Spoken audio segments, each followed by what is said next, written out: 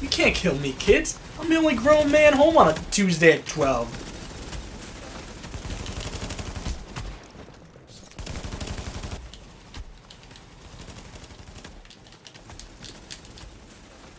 Hello? What is it? Nah, whatever. Agumon, what you doing here? You kind of be stuck in that one animation. Is that your new move? Like Pepper Breath? I want to come help you? By playing your new game? Wait, but I'm playing the Division. It's really good. Digimon stories, Cyber Sleuth? Sleuths? Are there sleuths in it?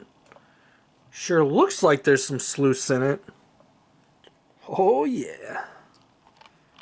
Oh, that's a sleuth back there too. But why do I have to play it? Can't you just play it yourself? You got a lot of fingers over there.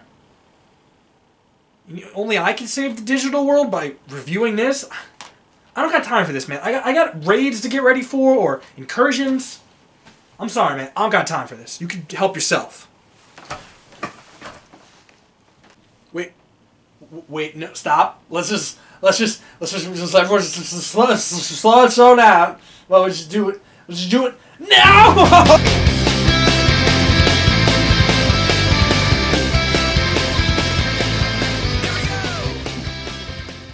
What am I wearing? Oh, come on. Digimon Story Cyber Sleuth. It rolls right off the tongue. It's a new turn-based RPG. Okay, it's not that new. I meant to review this back when it first came out, but it took me like 65 hours to beat. And then Division came out, and some Zelda, and some Fire Emblem was in there for a little bit. It's been a busy time. If busy means I spent my time frivolously, then yes, it's been busy. Anyway, guys, Digimon Story, it's hard to wrap my head around if I loved it, liked it, or hate it. No, I didn't hate it. I guarantee you that before we go into it. I didn't hate it. But I'm a little biased. I love Digimon. It's kind of a big part of my childhood. I kept it pretty secret with my friends. They probably just unfriend me now from Facebook. And I was like, hey, buddies, for like a whole summer when you're like, come on bike and we'll go, eat Fribbles. You can't eat Fribbles. I was watching Digimon every day from 3 to 4, and then Saturdays from 9 a.m. to 10 a.m. or something like that. Anyway, guys, this game was released on sometime in February, and I had a lot of fun playing it, but how much fun? Let's take a look and find out. When I first heard about this game a while back, I never ever thought we'd get an English release. But lo and behold, with all us Digi-nerds going crazy, we got a localization over here, somehow.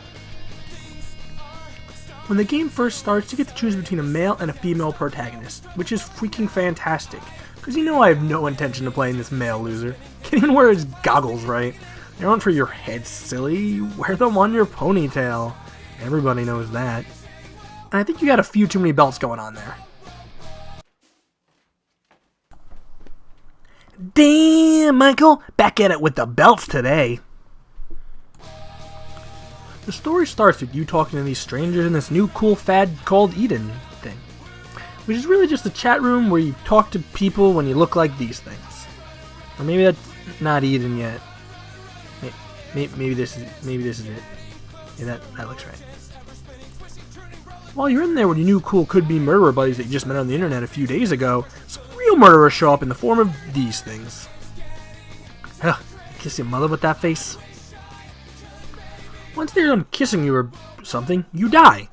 Well, no, you end up in like a super long coma, but don't worry, you get this super cool blue body as you wait for your body to get better, which is just fine. While you're bluing all over the place, this lady shows up and thinks you're pretty cool. She makes you a cyber sleuth, and your story begins as a sleuth. The story is freaking cool, but it's definitely a slow burn. For the first half a game, I couldn't tell you what's going on. There's a bunch of people in Eden fighting with Digimon, and bam, the story gets really interesting. I say interesting because it should be a good story. It's filled with great ideas, cool places, and things. But it's just too dialogue heavy for its own good. No one can shut the hell up. It's just endless yapping for some reason. And before you say, hey there Lima, you just don't like it because there's reading, and we see how you read. You suck at it. No, it's not at all. I was actually playing Fire Emblem Fates and Far Cry Primal while playing this. Fire Emblem couldn't have more dialogue if it tried. What the characters have to say is relevant and interesting. It never feels forced. And Far Cry Primal has you read subtitles the whole time. But Lima, there's not that much subtitles in there. How can you compare the two? Yes, I know. It's a good example of a game that knows its place. It doesn't force dialogue on you just for having it in there. Being like, oh man, it's a long game, a lot of reading. Go buy it. It didn't do that, and I appreciate it. Thank you for that. And a cool bow and arrow. It nailed that too. Check it out. Sorry I went off on a tangent there for a while. The dialogue is just not for me. It could be for you. I could see the appeal, but I just feel like there's a time and place for endless dialogue, and this was not it. And I feel like everyone's going to hate me for saying that. But there are a lot of things I love about this game, so why don't we look at some of those? What this game does right is its gameplay. The battles are turn-based, where your 3 Digimon take turns fighting 3 other Digimon. Sometimes even your friends show up and help you fight, and they usually bring along a powerful ally that you haven't gotten yet yourself, and it kind of motivates you to go Digivolve stuff. The battles are super simple, but it's what you do to prepare for them that makes them fun. There are 3 main types of Digimon that work in a rock, paper, scissors way. Vaccine beats virus, virus beats data, etc., etc.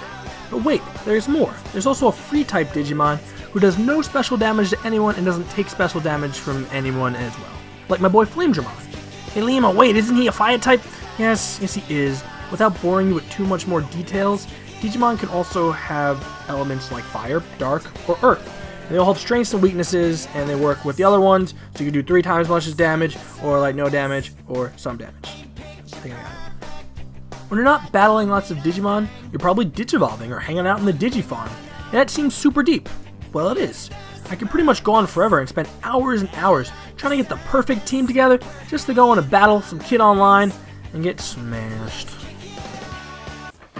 I heard the difficulties got issues. I had a few, not enough for me to like, points off the game if that's how it would work. I played a lot of the game, especially the first half on hard, which made it a lot more fun. And you got better drops, I think, for that, which is always cool, like incentives for playing on hard, especially if there's no trophy. I hear the ending's really hard.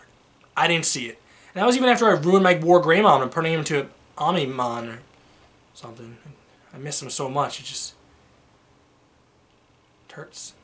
I didn't really see the issue with the difficulty. Early on, once you could Digivolve pretty much with no constraints almost, yeah, you could level up ridiculously powerful, but that's the same as Pokemon. Almost any of these games, almost any RPG that doesn't have a scaling difficulty, yeah, it could be pretty easy if you put in any effort at all. And I used to think Final Fantasy VII was hard when I was a stupid idiot. Not saying everyone who thought this game was hard was a stupid idiot, but, yeah.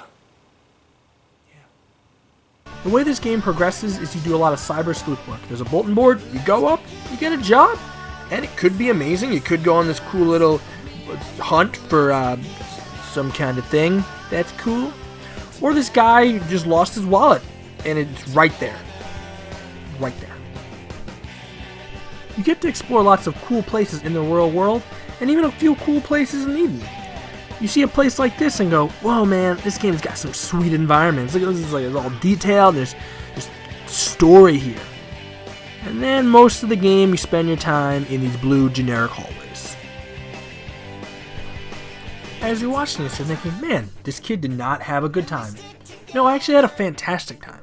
Yes, the story isn't for me, but that's not why I'm here. I came to collect and battle my favorite Digimon, and it let me do that really well, actually.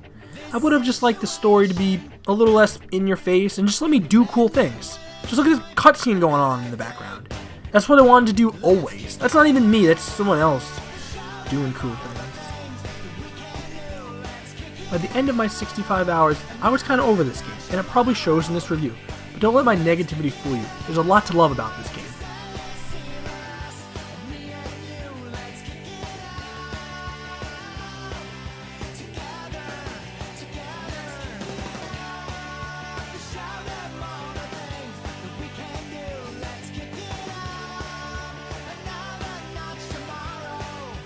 there you have it, guys. That's my review of Digimon Story Cyber Sleuth. It's really not rolling off the tongue. I gotta fix that. But it's definitely the best Digimon game in the last ever. We'll go with that, ever. And probably the best Pokemon-type collecting monster game in the last 5 to 6 years. So if you're a big Digimon or Pokemon fan, I would highly recommend this. And if you're just a big JRPG fan, I might check out a few more reviews, see what other people have to say who aren't such big Digimon Pokemon fans like myself.